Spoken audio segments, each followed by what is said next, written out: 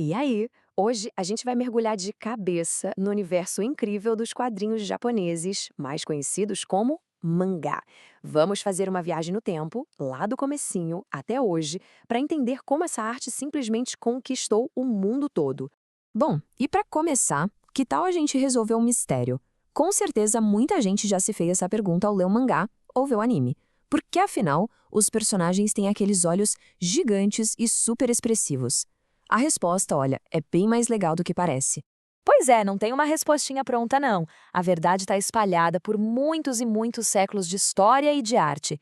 Então, para a gente desvendar esse enigma, vamos ter que embarcar numa máquina do tempo e voltar, mas voltar muito, lá para o início de tudo. Pensa só, muito antes da escrita ser algo que todo mundo sabia, a humanidade já tinha um jeito de passar suas histórias para frente. Usando imagens? É isso mesmo. Desde as pinturas lá nas cavernas até os desenhos nas paredes dos templos, a arte sempre foi um jeito de se comunicar. Exatamente. Era assim que as histórias dos deuses, as lendas de heróis, os relatos de grandes batalhas, tudo isso passava de uma geração para outra. E o mais incrível é que muitas dessas artes sobreviveram. E hoje a gente pode ver em museus como as pessoas viviam e no que acreditavam. A imagem era a língua que todo mundo entendia. Tá, mas e o Japão? Onde que o mangá entra nessa história toda? Bom, lá no Japão, essa tradição de contar histórias com imagens seguiu um caminho, digamos, bem particular. Foi uma evolução lenta, mas super fascinante, que passo a passo criou o mangá que a gente conhece hoje. Então, um dos tataravôs do mangá são os emakis. Imagina um rolo de papel gigantesco que você vai abrindo aos poucos. Conforme ele abre, a história vai aparecendo, com desenhos e até uns textinhos explicando a cena. Ou seja, já era uma narrativa em sequência. A ideia principal de uma história em quadrinhos já estava ali. E essa linha do tempo mostra direitinho os pulos que essa arte deu. Tudo começa lá no século VIII com os Emoekis. Aí, séculos depois, no século XIX, o Japão se abre para o mundo e o contato com a arte da Europa traz novas técnicas. Já no século XX, o mangá começa a ficar com a cara que a gente conhece, com balões de fala e as onomatopeias, sabe? Tipo, pau, bum! E aí, depois da Segunda Guerra Mundial, o mangá moderno simplesmente explode. E foi bem aí, nesse período do pós-guerra, que apareceu um artista genial que mudou as regras do jogo para sempre. Ele foi o grande responsável por uma das características mais famosas do mangá, reconhecida no mundo inteiro. Chegou a hora. Vamos finalmente resolver o nosso mistério. Afinal, de onde vieram os famosos olhos grandes dos mangás? A resposta tem nome e sobrenome e está totalmente ligada a esse artista que a gente acabou de falar. E o nome dele é o Osamu Tezuka. E olha, lá no Japão ele é tão importante, mas tão importante, que ganhou o apelido de Deus do Mangá. Ele não foi só um desenhista, gente.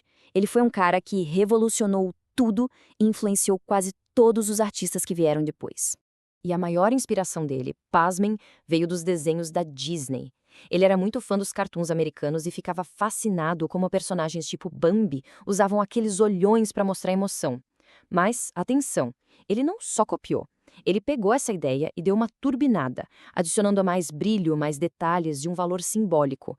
Os olhos viraram uma janela para a alma do personagem. E a partir das ideias geniais do Tezuka e de outros artistas, o mangá estava pronto para conquistar o planeta. Ele deixou de ser uma coisa só do Japão e virou uma verdadeira febre mundial, uma força cultural e comercial gigantesca. Todo esse sucesso tem nome. É o que a gente chama de indústria cultural. E o que isso quer dizer? É bem simples, na verdade. Significa que uma história que começa num gibi pode virar anime, que vira filme, que vira jogo de videogame, boneco, camiseta, vira tudo. É um sistema que leva a cultura japonesa para o mundo inteiro em forma de produtos. E como isso funciona no Japão? Bem, a jornada de um mangá geralmente começa em umas revistas enormes publicadas toda semana ou todo mês, com capítulos de várias histórias diferentes. É quase uma competição. As histórias que o público mais gosta, as que bombam de verdade, ganham o prêmio de serem publicadas em volumes próprios. São aqueles livrinhos que a gente vê para comprar e colecionar.